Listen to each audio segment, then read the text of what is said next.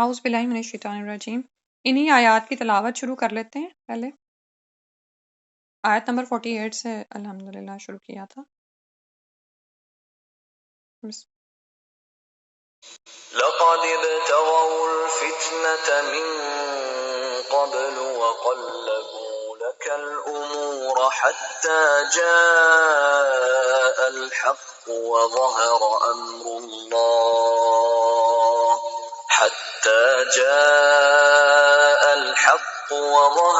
أمر الله وهم كارهون ومنهم من يقول ائذن لي ولا تفتني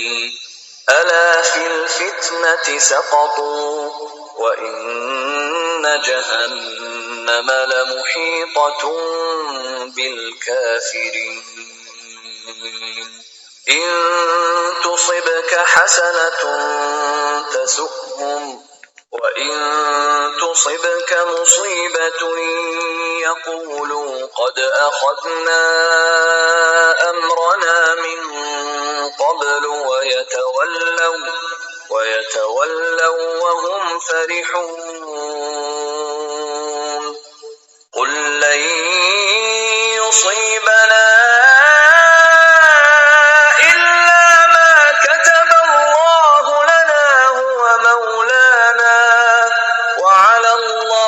فليتوكل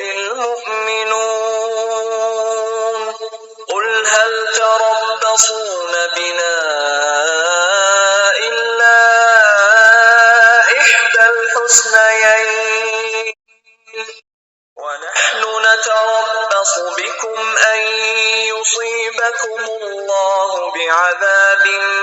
من عنده أو بأيدينا فتربصوا إنا معكم متربصون قل أنفقوا طوعا أو كرها لن يتقبل منكم إنكم كنتم قوما فاسقين وما منعهم أن تقبل منهم نفقاتهم إلا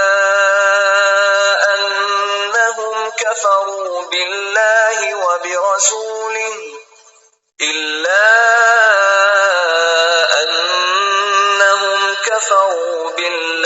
وبرسوله ولا يأتون الصلاة إلا وهم كسالى ولا ينفقون إلا وهم كارهون فلا تعجبك أموالهم ولا أولادهم إنما يريد الله ليعذبهم بها في الحياة الدنيا وتزهق أنفسهم وهم كافرون. ٹھیک ہے، تو خاص طور پہ جو آیت 55 ہے نا، اس میں عمل کے لحاظ سے ضرور دیکھیے گا کہ ہم جب دیکھتے ہیں، یعنی ضروری نہیں ہے یہاں پر خاص، یعنی یہ نہیں میں کہہ رہی کہ اپنے ہی جیسے ہم مسلمانوں کو کسی کو دیکھیں اور ان کے بارے میں کچھ ایسا گمان کریں، لیکن کیا ہوتا ہے کہ بعض اوقات بہت سے دنیا پرست مسلمان ہوتے ہیں نا، ٹھیک ہے، جو دنیا میں زیادہ پڑھے ہوئے ہیں، ان کی دین کے لحاظ سے جو سرگرمیاں وہ تھوڑی کم ہوتی ہیں، ٹھیک ہے، لیکن آپ چاہتے ہیں کہ آپ بلند درجات حاصل کریں اور آپ اس معاملے میں جو ان سے آگے جا رہے ہوتے ہیں، اور دنیا پھر ظاہر ہے چھٹتی ہے۔ اب یہ دو چیزوں میں نا آپ یاد رکھیں کہ جتنی زیادہ آپ کو آخرت سے محبت ہوتی ہے نا، اتنی دنیا کی محبت نکلتی ہے، اور جتنا زیادہ آپ آخرت کے لیے کام کر رہے ہوتے ہیں نا، تو دنیا پھر کم پڑتی جاتی ہے نا۔ اب ایک ایسا شخص جس نے آخرت کے لیے بہت سارے کام کرنے ہیں، بڑے بڑے اس کے عزائم ہیں، تو آپ کیا سمجھتے ہیں کہ وہ ہر وقت جیولری، کپڑے اور چٹ چیٹ اور ہر طرح کے واٹس ایپ اور فیس بک اور یہاں پر وہ اپنا وقت ضائع کرتا رہے گا؟ نہیں نا، ٹھیک ہے؟ تو فرق ایک پڑ جاتا ہے، ایک بود آ جاتا ہے۔ اور پھر یہ کہ منافقت کو روکا نہیں جا سکتا۔ کبھی ہم ایمان کی بلند حالت میں ہوتے ہیں، ہم یہ کام بڑے آرام سے کر رہے ہوتے ہیں، اوپر چڑھ رہے ہوتے ہیں، سیڑھیاں چڑھ رہے ہوتے ہیں ایمان کی، لیکن ایک دم سے پھر ہم بھی ظاہر ہے فطرت میں ہے نا یہ ساری چیز، ان ساری چیزوں کی محبت دل کے اندر رکھی گئی ہے، تو پھر ہم بھی اٹریکٹ ہو جاتے ہیں سم ٹائمز۔ اچھا وہ فلاں نے، مجھے کیا فائدہ ہوا اتنی محنت کرنے کا، میری سکن بھی ایسی ہو گئی، میرا جسم بھی دیکھو جیسا ہو گیا ہے، اور بچوں کا کیا حال ہے، اور گھر کا، اور یہ سارا کچھ نا، ایسے خیالات پیدا ہو رہے ہوتے ہیں۔ تو اور پھر کسی دوسرے کو ہم دیکھتے ہیں تو ہم کہتے ہیں اچھا وہ بھی تو دین پر ہی قائم ہے نا، نماز روزے تو وہ بھی کر رہا ہے اور سب کچھ ہی اس کے پاس ہے۔ لیکن دیکھیں یہ تو سارا کچھ گریڈنگ ہے نا، کہ کیسے درجات آپ چاہتے ہیں، کیسے بلند درجات آپ چاہتے ہیں نا۔ آپ یہ دیکھیں کہ یہ چیز آپ کو ان ملکوں میں زیادہ سمجھ آتی ہے، یعنی بیک ہوم میں تو کیا ہوتا تھا کہ سبھی جو ہے نا ایک حد تک لگے ہوئے ہیں، لیکن یہاں پر آ کر آپ نے دیکھا کہ ایک مشینی دور ہے، مرد بھی کام پہ جا رہے ہیں، عورتیں بھی کاموں پہ نکل رہی ہیں، بچے بھی گھروں میں نہیں ہیں، اور جس وقت وہ گھروں کو چھوڑ کے جاتے ہیں، الامان کے گھر ایسے الٹ پلٹ ہوئے ہوتے ہیں، ٹھیک ہے، کیونکہ گھر کی عورت بھی نہیں ہے نا جو بعد میں گھر سمیٹے یا کچھ کرے۔ اب یہ سب کچھ وہ کس لیے کر رہے ہیں؟ دنیا سمیٹنے کے لیے، دنیا دنیا دنیا، بس کسی طرح سے حاصل ہو جائے، ٹھیک ہے، بچوں کا کیریئر بن جائے، بچے کسی مقام پر پہنچ جائیں، اور میں کسی طرح سے جو بھی نعمتیں دنیا کی ہیں وہ ہم حاصل کر لیں، ٹھیک ہے۔ تو کیا کبھی ہم نے ایسی ایفرٹس دین کے لیے کی ہیں؟ دین کے لیے ایسی ایفرٹس ہم کریں نا، تو ہمارا تھوڑا سا گھر کا سیٹ اپ اونچ نیچ کا شکار ہوتا ہے نا، تو ہم فوراً ہمارا دل ہمیں ملامت کرنا شروع ہو جاتا ہے، دیکھا یہ تم جو یہ دین کے کام کرے نا، تو آج یہ تمہیں بات سننی پڑ گئی، آج بچے کا یہ کام رہ گیا، آج خامن نے تمہیں یہ سنا دیا، ٹھیک ہے۔ تو یہ سب کچھ یہ ساتھ ساتھ چلے گا، لیکن واقعی جس نے دین کو اپنے بچے کی طرح جو اختیار کرتا ہے نا، تو پھر وہ باقی چیزوں کو نہیں پھر اہمیت دیتا۔ میں یہ نہیں کہتی کہ ہم اپنے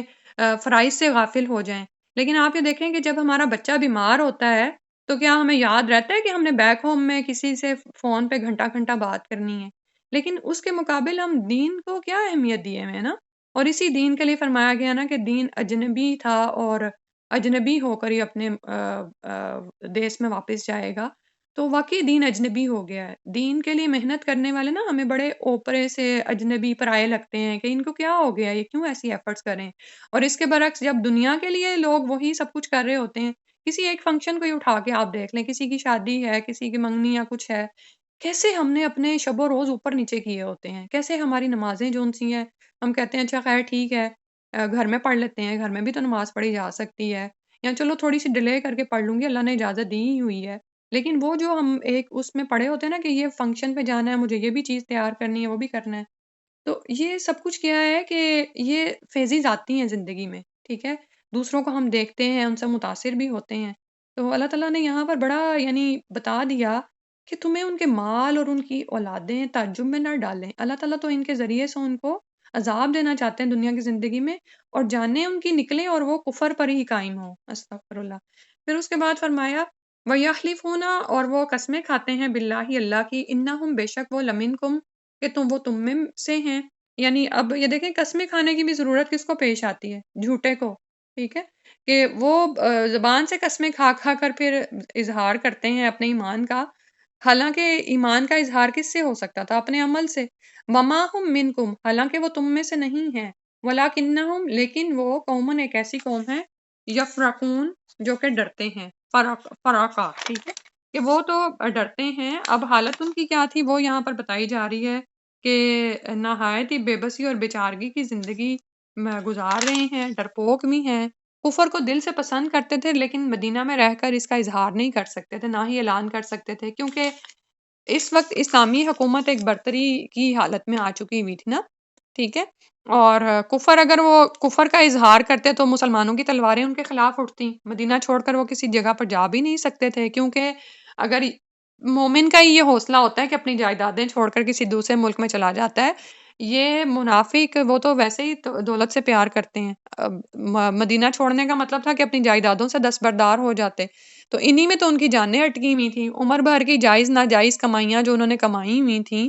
تو مجبوراً وہ نفاق کی راہ پر تھے، لیکن اس حالت میں ان کو چین میسر نہیں تھا، ظاہری طور پر پھر نمازیں بھی ان کو ادا کرنی پڑتی تھی، صدقہ خیرات بھی دینے پڑتے تھے، دونوں ہی باتیں انہیں بہت زیادہ ناگوار تھیں۔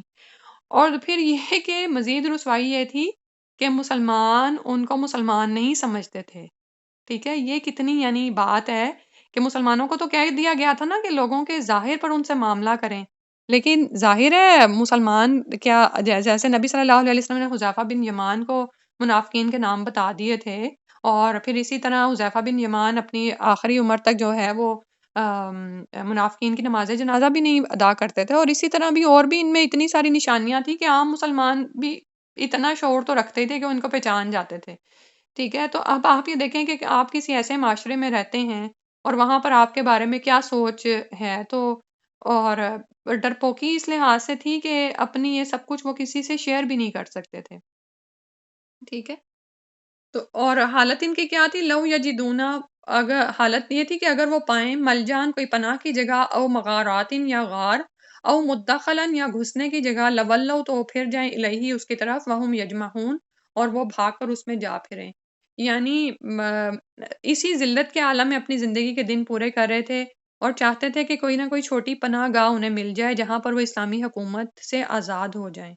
ٹھیک ہے؟ اور اگر ایسی کوئی ان کو جگہ مل جائے تو یہ لوگ 1 منٹ کی تاخیر نہ کریں اور فوراً دوڑتے ہوئے وہاں پر چلے جائیں، ٹھیک ہے؟ تو اب جیسے ابھی بات ہو رہی تھی نا کہ دنیا کمانے کے لیے لوگ اپنے گھروں کو تلپٹ کیے ہوئے ہوتے ہیں،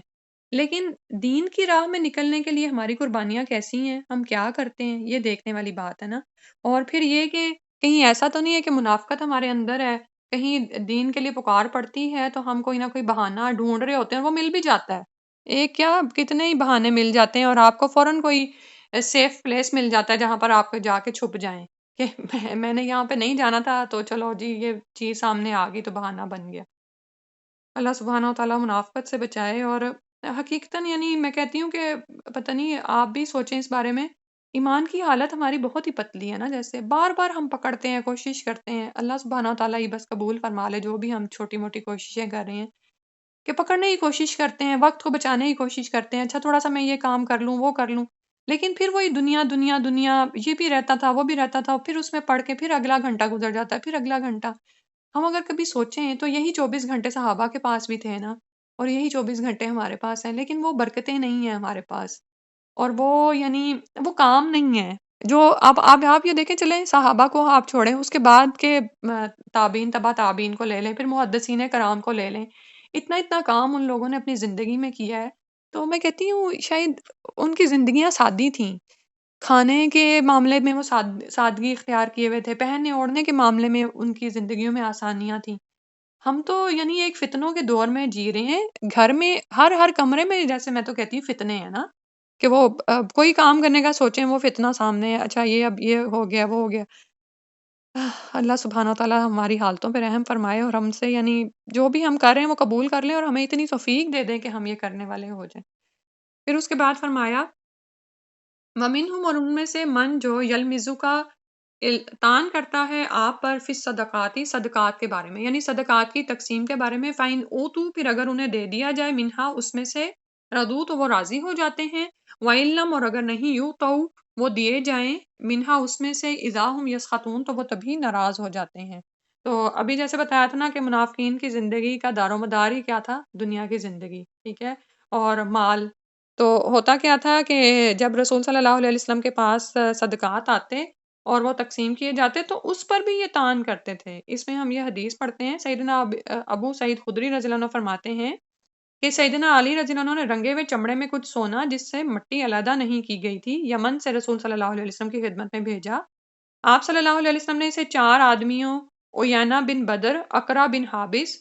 زید الخیل اور علقمہ یا عامر بن طفیل کے درمیان تقسیم کر دیا۔ آپ صلی اللہ علیہ وسلم کے اصحاب میں سے کسی نے کہا اس مال کے تو ہم ان لوگوں سے زیادہ حقدار تھے۔ آپ صلی اللہ علیہ وسلم کو جب یہ بات معلوم ہوئی تو آپ صلی اللہ علیہ وسلم نے فرمایا کیا تم لوگوں کو مجھ پر اطمینان نہیں، حالانکہ میں آسمان والے کا امین ہوں، میرے پاس صبح و شام آسمان کی خبریں آتی ہیں، یعنی میں تو اللہ کا رسول ہوں، اس کے حکم کے مطابق عمل کرتا ہوں، تمہیں مجھ پر بھروسہ نہیں ہے۔ اب آپ یہ دیکھیں کہ اللہ کے رسول اس سے مستثنا نہیں تھے، لوگ تو آپ کو بھی تان کرتے تھے۔ اور اسی طرح کہا جاتا ہے ایک آدمی کھڑا ہوا اور کہنے لگا اللہ کے رسول اللہ سے ڈریے، آپ صلی اللہ علیہ وسلم نے فرمایا تیرے لیے بربادی ہو کیا میں روئے زمین پر اللہ سے سب سے زیادہ ڈرنے کا مستحق نہیں ہوں؟ تو آپ یہ دیکھ لیں کہ منافقین تو کسی حال میں جینے نہیں دیتے. جیسے ابھی بات ہو رہی تھی نا کہ ہم چاہتے ہیں کہ دین میں کے لیے کام کریں، لیکن کتنے ہی لوگ تیار ہو جاتے ہیں نا کوئی نہ کوئی بیچ میں رکھنا ڈالنے کو رکاوٹ، اور ہمارے اپنے پیارے ہی ہوتے ہیں. نہیں نہیں یہ ایسے نہیں تو ایسے کر لیں، اس طرح سے کر لیں، ٹھیک ہے. اور پھر کوئی نہ کوئی تان کر دیتے ہیں کہ تمہیں اللہ سے ڈر نہیں لگتا. تو اللہ کے رسول کو کہا گیا وہ شخص کہ اللہ سے ڈریے، یعنی نبی صلی اللہ علیہ وسلم سے بڑھ کر کون اللہ سے ڈرنے والا ہو گیا. وہ آدمی جب گیا تو خالد بن ولید رضی اللہ عنہ نے عرض کیا یا رسول اللہ میں اس کی گردن نہ اڑا دوں. آپ صلی اللہ علیہ وسلم نے فرمایا نہیں، شاید وہ نماز پڑھتا ہو. خالد رضی اللہ عنہ کہنے لگے کتنے ہی نمازی ہیں جو زبان سے ایسی باتیں کہتے ہیں جو ان کے دل میں نہیں ہوتی. آپ صلی اللہ علیہ وسلم نے فرمایا مجھے لوگوں کے دلوں میں نقب لگانے اور ان کے پیٹوں کو چاک کرنے کا حکم نہیں دیا گیا. اب یہ کتنی زیادہ سیکھنے کی باتیں ہیں نا کہ اب صحابی ہیں، ان سے برداشت نہیں ہوا کہ اللہ کے رسول کو کوئی شخص ایسی بات کہہ جائے، اور وہ کھڑے ہو گئے کہتے ہیں میں اس کی گردن نہ اڑا دوں. نبی صلی اللہ علیہ وسلم کہنے لگے کہ شاید وہ نماز پڑھتا ہو. آپ یہ دیکھیں کہ نماز کی کتنی زیادہ اہمیت ہے نا، کہ نماز اگر کوئی پڑھتا ہے تو آپ اس کے بارے میں بدگمان نہ ہو. ٹھیک ہے، پہلی بات یہ سیکھنے کو ملی. پھر یہ بھی ہو سکتا ہے شیطان کہے اچھا نماز پڑھتا ہے لیکن دل اس کا صاف نہیں ہے. تو نبی صلی اللہ علیہ وسلم نے فرمایا کہ ہمیں یعنی لوگوں کے دلوں میں نقد بگانے کو تو نہیں بھیجا گیا. اس میں کتنی زیادہ تسلی کی بات ہمیں ملتی ہے نا. بعض اوقات ہم گھر بیٹھے بیٹھے یہ سوچتے رہتے ہیں کہ فلاں میرے خلاف کوئی چالن چل رہا ہوگا، یہ کر رہا ہوگا. کیوں ہم ایسا سوچیں؟ ہمیں اس کے لیے بھیجا ہی نہیں گیا. ہم جب اللہ کی تقدیر پر ایمان لے آئے تو ہمیں وہی کچھ ملے گا جو اللہ تعالیٰ چاہتے ہیں، اور جو برائیاں ہمیں اللہ کی طرف سے پہنچنی ہے وہ پہنچ کے ہی رہیں گی. ٹھیک ہے، چاہے کوئی کچھ بھی کریں. تو اب یہ تھا کہ اگر اس مال میں سے ان کو دیا جاتا تھا تو وہ خوش ہو جاتے تھے، لیکن اگر انہیں کچھ نہ ملتا تو پھر وہ ناراض ہوتے تھے. یعنی وہ یہ نہیں دیکھ رہے ہوتے تھے کہ مال جون سا ہے انصاف کے مطابق تقسیم ہو رہا ہے اور سب کچھ ہو رہا ہے. انہیں تو صرف اپنی جان کا لالچ پڑا ہوا ہوتا تھا. ٹھیک ہے. وَلَوْ أَنَّهُمْ فرمایا گیا اور اگر بے شک وہ رضو اور راضی ہو جاتے ما آتاہم اللہ جو دیا ان کو اللہ نے ورسولہ اور اس کا رسول، وقالو اور وہ کہتے حسبنا کافی ہے ہمیں، اللہ اللہ سیؤتینا اب ہمیں دے گا ان قریب، اللہ اللہ من فضلہ اپنے فضل سے، ورسولہ اور اس کا رسول بھی، انا بے شک ہم اللہ اللہ ہی کی طرف راغبون رغبت رکھتے ہیں. تو اب یہاں پر فرمایا کیا گیا ہے کہ اگر جو اللہ اور اس کے رسول صلی اللہ علیہ وسلم نے ان کو دیا اس پر وہ راضی ہو جاتے، نبی صلی اللہ علیہ وسلم کی ذات پر اعتماد کرتے اور قناعت کرتے، تو آئندہ کے لیے بھی اللہ تعالیٰ ان کو بہت زیادہ عطا کرتا. اور اگر وہ یہ کہتے کہ اللہ ہمیں کافی ہے، اللہ تعالیٰ ضرور ہمیں اپنے فضل سے اللہ اور اس کا رسول ہمیں دیں گے، اور ہم نے اپنے رب سے ہی امید لگائے ہوئے ہیں، تو اللہ کی طرف سے ضرور یہ حاصل ہو جاتا. ٹھیک ہے. اور بعض اوقات ہمارے ساتھ بھی زندگی میں یہ ہوتا ہے نا کہ ہمیں لگتا ہے کہ جیسے ہمارے ساتھ ناانصافی ہوئی ہے. ٹھیک ہے، کیونکہ آپ اس وقت یہ یاد رکھا کریں کہ جو شخص مینجمنٹ کی پوسٹ پہ ہے نا اس کے اوپر اور طرح کی ذمہ داریاں ہیں اور وہ اور طرح سے معاملات کو ڈیل کر رہا ہوتا ہے. لیکن بعض اوقات مثلاً ایک جگہ پر آپ کام کر رہے ہیں، دو جیسے قرآن کے ہی معاملے میں اگر کوئی کام ہو رہا ہے، آپ کہیں پر سیکھ سکھا رہے ہیں، تو وہاں پر آپ اور آپ کا ساتھی ایک ہی لیول کا کام کر رہے ہیں، آپ کی تعریف نہیں ہوتی، اس کی تعریف کر دی جاتی ہے. وہاں پر چیک کیا کریں کہ آپ کے دل کی کیا حالت ہوتی ہے. ہم؟ کہ کیا آپ ناراض ہو جاتے ہیں کہ ہاں اس کی تعریف کیوں کر دی گئی، میں نے بھی تو اسی درجے کا کام کیا تھا، یا پھر آپ کہتے ہیں یہ تو اللہ کی دین ہے، میں اللہ کی رضا کے لیے کر رہا ہوں، اگر اللہ کی نظر میں میرا کام زیادہ اچھا ہے. کیونکہ دیکھیں جو انسان ہے نا وہ تو انسان ہی ہے، ان کو یہ نہیں پتا کہ آپ کے کام کا لیول کیا ہے یا معیار کیا ہے یا آپ کی نیت کتنی خالص ہے، یہ تو اللہ تعالیٰ جانتے ہیں نا. اور جب بھی کوئی انسان اللہ کے لیے کر رہا ہوتا ہے نا تو پھر وہ اس بات کی پرواہ نہیں کرتا کہ اس کی تعریف کی گئی کہ نہیں، یا اس کو کچھ مالی فائدہ حاصل ہوا کہ نہیں. ٹھیک ہے. تو ہمیں کیا کہنا چاہیے ایسی کوئی بھی صورتحال پیش آئے اور جو مل جائے اس پر راضی ہو جایا کریں. حسبنا اللہ کافی ہے ہم کو اللہ، اللہ تعالیٰ اور اس کا رسول اپنے فضل سے اور عطا فرما دیں گے، کوئی ایسی بات نہیں، ہم تو اللہ ہی کی طرف رغبت کرتے ہیں. تو آج کے